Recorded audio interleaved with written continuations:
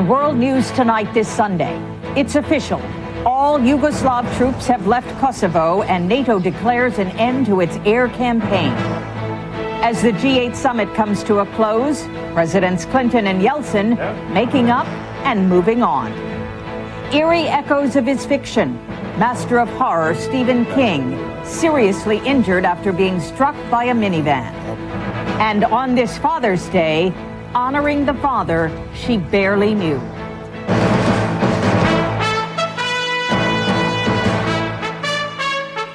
From ABC, this is World News Tonight, Sunday. Good evening, I'm Carol Simpson. Kosovo is officially at peace tonight. Yugoslav troops have withdrawn from the province, and NATO has formally called off its air war. All this as the G8 summit was wrapping up. In its final communique, there was no mention that Serbia will not receive foreign aid as long as Slobodan Milosevic remains in power. But that is exactly what NATO leaders were saying today, while all eyes were on Russian President Boris Yeltsin, the man responsible for what was left out of that communique. We begin tonight with ABC's Sam Donaldson. It seems like only yesterday that Russian President Yeltsin was bitterly denouncing NATO over Kosovo. But upon arriving today in Cologne, Yeltsin clearly wanted to make up. It's important to mend ties, he said. And in fact, his hour-long meeting with President Clinton was described by U.S. officials as being the best meeting the two have ever had. President Yeltsin was animated, and I would say it was a meeting of renewal. To prove his spirit of cooperation, Yeltsin agreed to consider reopening the anti-ballistic missile treaty, something Washington may want if the U.S. decides to deploy a missile defense system. When Yeltsin joined the final meeting of the industrial nations, he also seemed friendly and vigorous. But there were moments throughout the day when the Russian president clearly looked otherwise. Watch how difficult it was for him at one point to emerge from his automobile. As for President Clinton, he acknowledged today in a CNN interview that when the NATO bombing campaign began, he thought victory might come quickly. I thought that there was maybe a 50% chance it would be over in a week, because once he knew we would do it, I thought he would remember Bosnia, and I thought he would understand what we could do.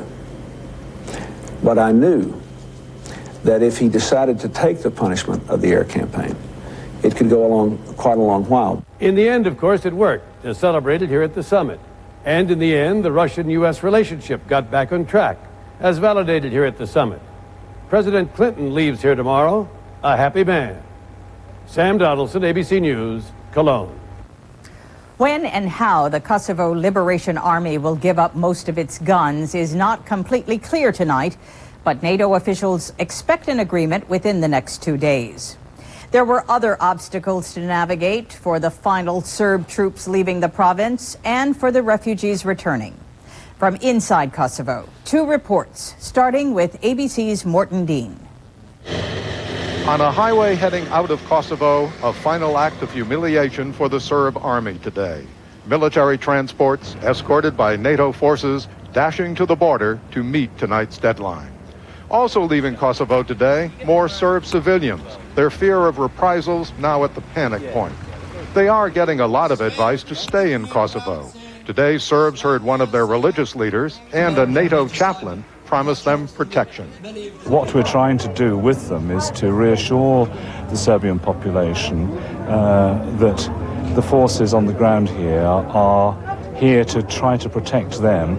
Some Kosovar Serbs who did leave gathered in Belgrade today to express their anger at how they were being treated by the Milosevic government, while the government claims some refugees were willingly heading back to Kosovo. But it's the flow of returning Albanian refugees that continues to crowd even the country lanes in Kosovo. This family had fled 7 months ago. Little was left for them to return to. She said, they've destroyed everything. Can human beings do this sort of thing? One thing they did not destroy, her grandson's favorite toy. Morton Dean, ABC News, La Pashtica, Kosovo. This is Tom Foreman in a field just inside Kosovo, where 4,000 cars were abandoned last March after Serb police forced ethnic Albanians to walk to the border. Now the Albanians are back, looking through the wreckage for what they lost. Jivat Borbashik found his car like almost all the rest, ruined. All my money was taken, he says. I have none for repairs. I have 5 children. My house has been burned. I don't know what I'm going to do. No wonder this man considered himself lucky when he found his tractor in operating condition. We've got to work in the fields. We've got to have bread to eat. Because of this, we will live. Everyone here knows for Kosovo to get past the enormous tragedies it has faced, people must first wade through this unending sea of small ones.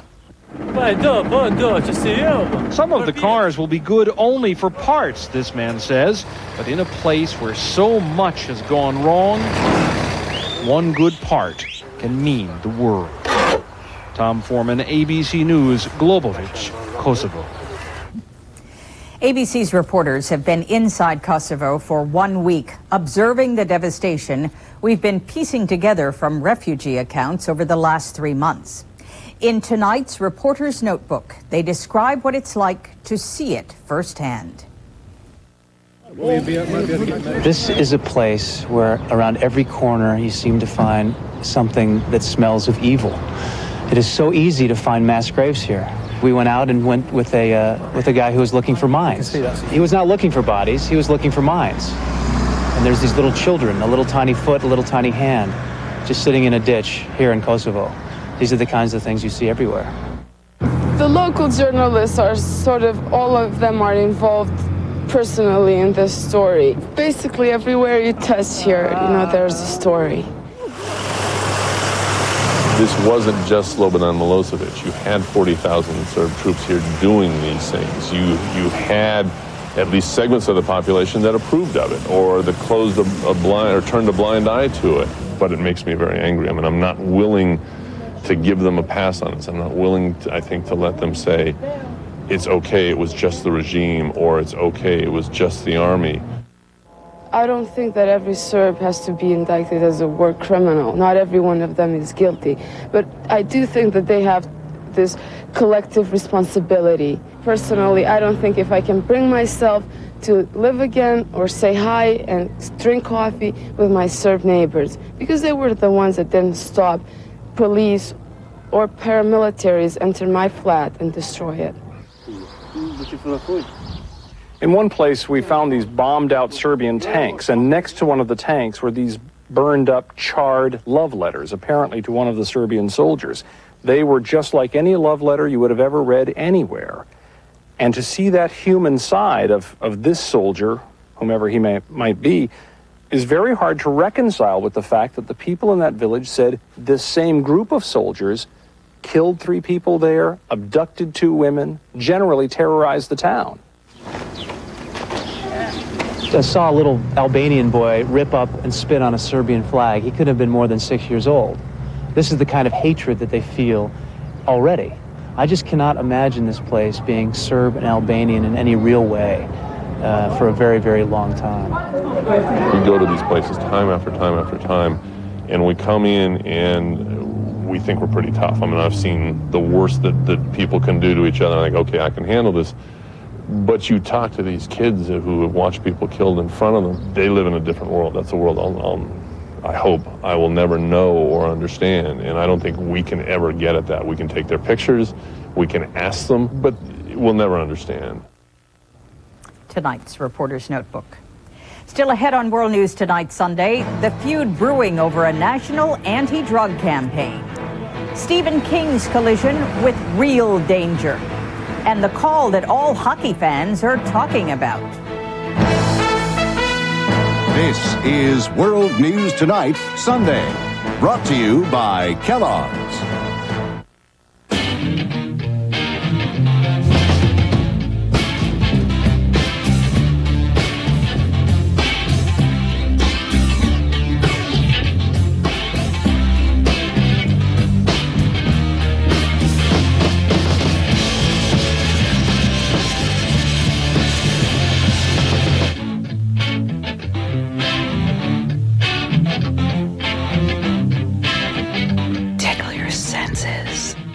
What's so different about specialized blends from One A Day? They're not just herbs. They're herbs, vitamins, and minerals. Specially blended together for things like energy. One A Day. Just what you need to feel your best. Why do I have Aflac insurance on top of my regular health insurance? Because he has his mother's eyes. Because I still have to teach him to whistle. And because Aflac helps cover what other insurance doesn't. If I'm injured, Aflac even provides cash to help pay bills. So why do I have Aflac? Did I mention he has his mother's eyes? Aflac supplemental insurance. Without it, no insurance is complete. You're not taking that laxative. Look, the label says it may cause cramping. All these laxatives have stimulants that may cause cramping. Phillips doesn't. It's stimulant-free. What a rare bird. She sure is. Phillips, effective relief without harsh stimulants. On the Sunday talk shows, a lot of finger-pointing in the wake of the House's failure to pass gun control legislation. House Majority Whip Tom DeLay laid the blame squarely at the feet of House Democrats. We addressed spirituality and faith. They said no. We addressed getting tough on thugs and murderers and rapists. They said no. We addressed putting people away behind bars. They said no. We addressed the garbage that Hollywood and video games are using to poison our children. They said no. This is clearly a Republican failure and a Republican responsibility. The American people understand who's for some very legitimate and moderate efforts to control illegal sales of guns and those who are not. Senator Daschle also said there is still a glimmer of hope that congressional negotiators will include gun control measures in the final version of the juvenile crime bill. A House committee may vote as early as this week on a measure that could dramatically change the approach to the government's largest anti-drug campaign ever. At issue, alcohol, as ABC's Andrea McCarran reports. This is what happens to your brain after snorting heroin. The ads are riveting. This is what your body goes through. Part of a 5-year billion-dollar media blitz. Your family goes through. But the public service campaign run by the White House Office of National Drug Policy has become somewhat of a public relations nightmare. It has infuriated dozens of groups like Mothers Against Drunk Driving and the American Medical Association. They're angry because the ads do not include any warning about what they say is the drug of choice among young people, alcohol. The fact that alcohol isn't mentioned is like going to medical school and not learning about cancer. There is still debate over whether alcohol even is a drug. But according to a Columbia University study, more than 67% of young people under the age of 15 who drink alcohol go on to use illegal drugs. 18-year-old Brendan Brogan is among those lobbying lawmakers to pass a bill that would allow the ad campaign to include a warning about underage drinking. Brogan won't touch alcohol now, but 4 years ago, a night of binge drinking left the teenager hospitalized. Most kids these days think that the worst thing that can happen if they do drink is, get a raging hangover or they throw up. And most kids don't realize that you can actually die from it. The White House and the Partnership for a Drug-Free America don't want to change their ad campaign. They fear that adding a warning about underage drinking would dilute their message. We would lose the momentum that we've already built on helping to reverse illegal drug use. With more than 3 years left to the national media campaign, a compromise may be on the horizon. One that has the White House Drug Policy Office developing a strategy for a whole new campaign. This one aimed at underage drinking. Andrea McCarran, ABC News, Washington. Still ahead, from imaginary fright to reality for one of America's top storytellers. Overactive bladder. Those strong, sudden urges. Going to the bathroom so often. Wedding accidents. Discover prescription Detrol. Detrol is proven effective to treat overactive bladder. Detrol reduced bathroom visits by 2.2 times in 24 hours versus 1.1 times with a sugar pill. Stay a little longer? Love to. 1.2 fewer wedding accidents occurred with Detrol versus 0.8 fewer with a sugar pill. Similar decreases over 24 hours. Do not take Detrol if you have certain types of stomach, urinary, or glaucoma problems. The most common side effect is dry mouth at 39.5% for Detrol versus 15.9% for sugar pill. Common but less frequent ones may include dry eyes, headache, constipation, and indigestion. Head back? Not right now. For more product information, call us or ask your doctor about prescription Detrol, proven effective to treat overactive bladder. Glad I asked my doctor about Detrol. Where will you be when the millennium turns? Your dreams change. So have we. Now Dean Witter and Morgan Stanley have joined to provide a world of investment advice on a personal level. The world will change, but at Morgan Stanley Dean Witter, we will always measure success, one investor at a time.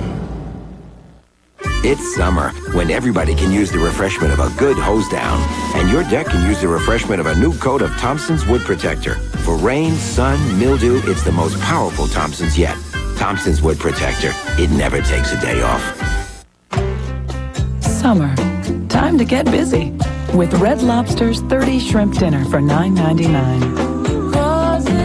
Two choices, 30 shrimp, $9.99. Escape to Red Lobster. A new satellite expected to sharpen weather forecasting is in orbit tonight. NASA's $93 million QuickSat satellite was launched on board a Titan rocket last night.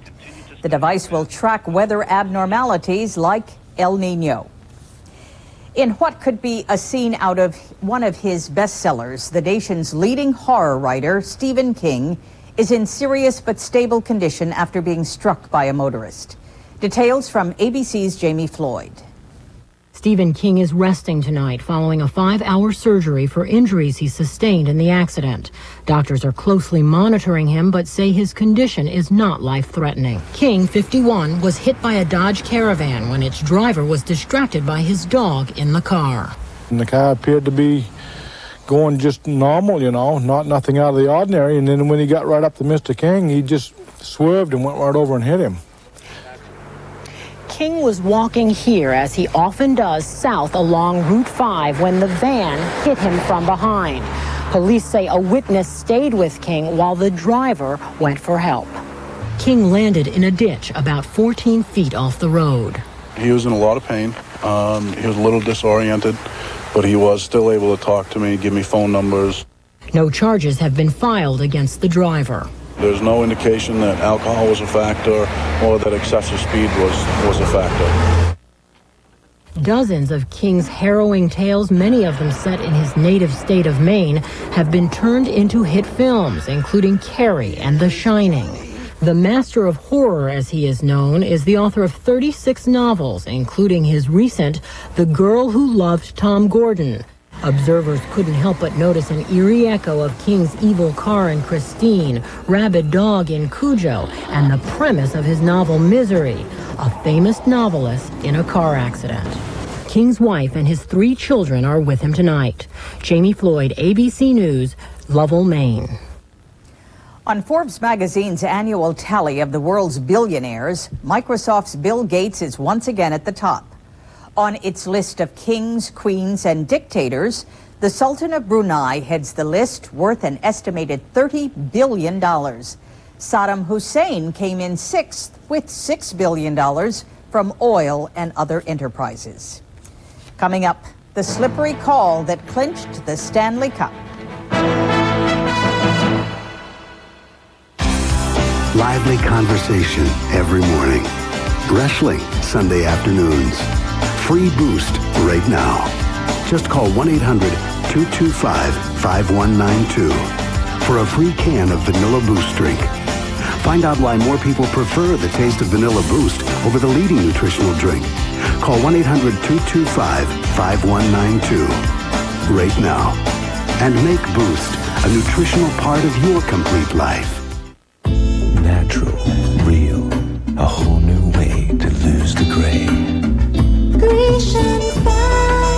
Quick, hassle-free, a look that really looks like me.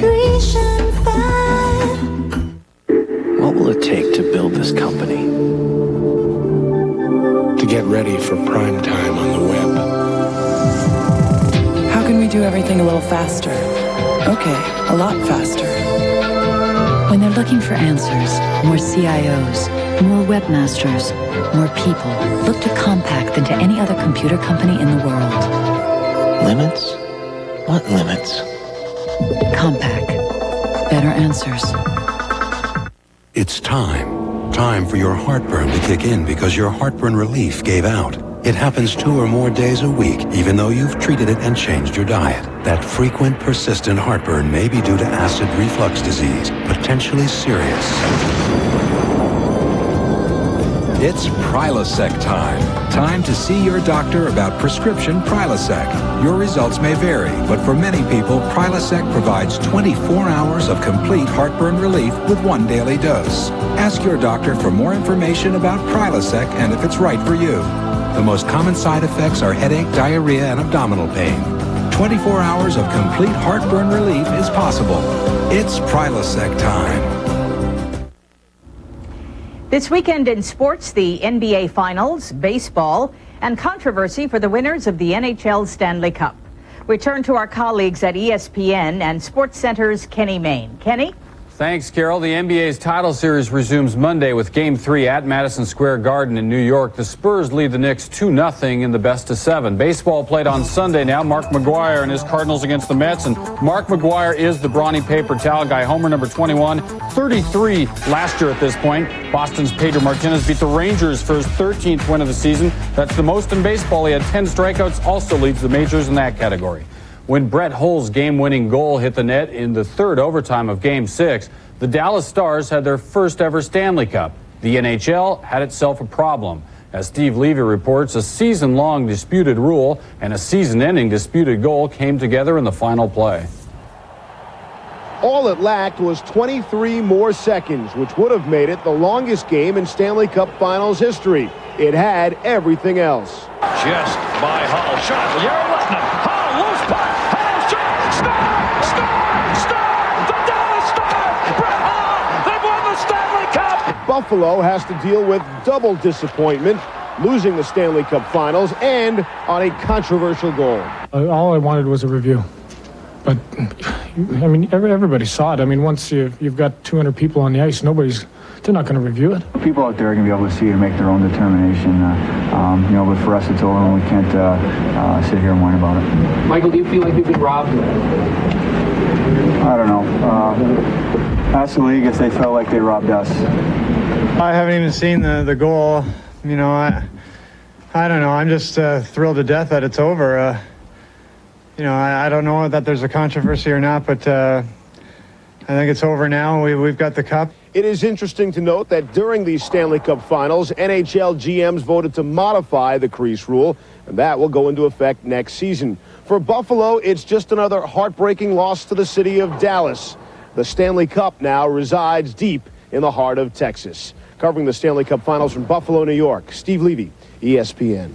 Steve, thanks. Sabres coach Lindy Ruff said he chased down Commissioner Gary Bettman following the game, and Bettman turned his back on him. That's Sunday's Sports in Brief. Carol? Thanks. ESPN's Kenny Mayne. Still ahead, a daughter's story on this Father's Day.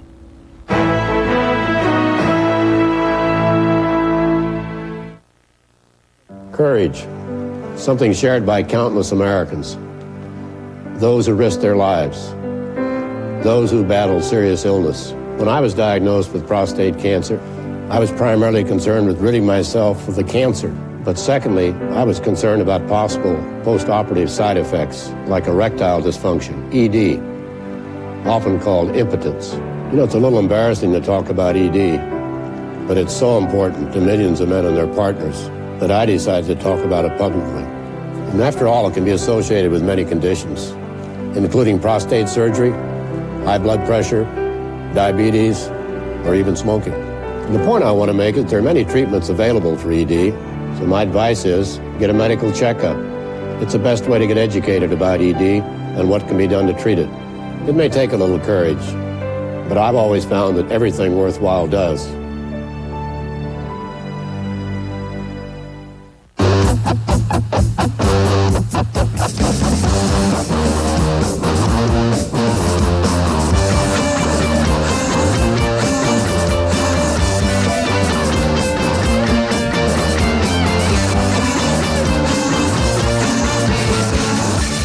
the '99 Mitsubishi Eclipse. Postponed adulthood starting in under $17,500. Now available with 0.9% APR financing for 48 months. 2020 tonight. Is this a wholly chosen child? Did his parents starve him, kidnap him? You can't kidnap your own son, especially when the state has not established legal custody. A bizarre story of faith on 2020 tonight. At the weekend box office, Tarzan swung his way to the #1 spot. Austin Powers fell to #2, and #3, The General's Daughter. Finally tonight, an annual Father's Day tradition at the Vietnam Veterans Memorial in Washington, D.C. 1,000 roses were placed in remembrance of the fathers who died in battle. One woman there tells how the lens of war shapes vivid memories of the man she never knew. Tonight, Lena McConkey's point of view. A year after I was born, my father was sent to Vietnam, where he was stationed in Chu Lai and flew fixed-wing aircraft on reconnaissance missions, and was in flight with a gentleman on a reconnaissance mission when they were shot down. He was over there a brief amount of time, but there was a lot of communication.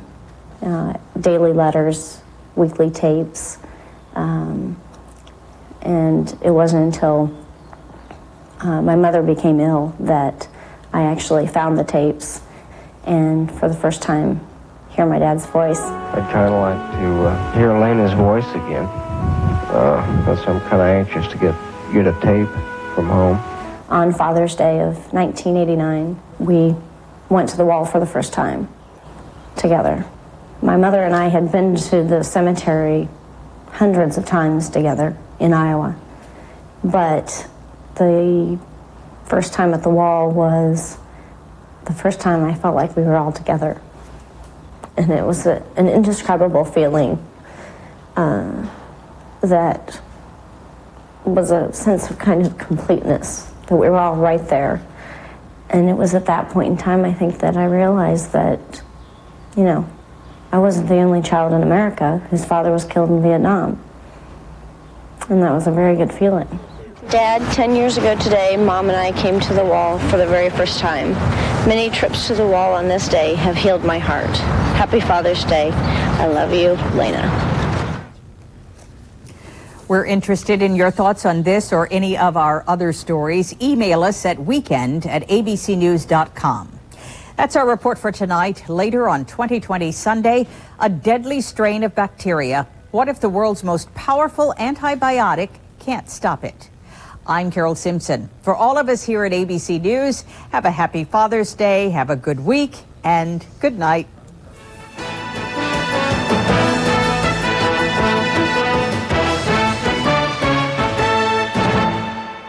Monday, the first internal human organ grown in a lab, using a patient's own cells to create a compatible match. Watch ABC's World News Tonight with Peter Jennings. Once you watch, you're hooked. I say settle. We've never been people who run scared.